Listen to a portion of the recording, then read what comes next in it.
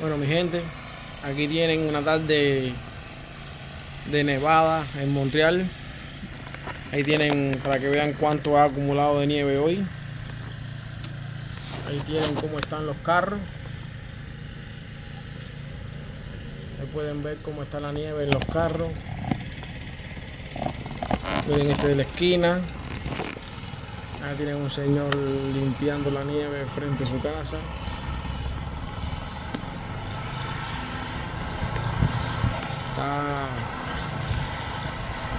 Está fuerte la nevada. Muy fuerte, la verdad.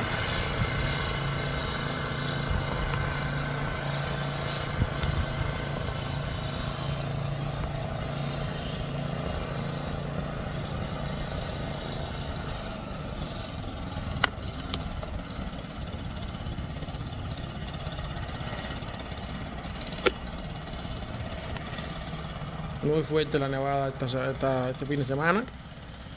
Esperemos a ver si mañana se puede ir a trabajar, porque es demasiada nieve. Bueno.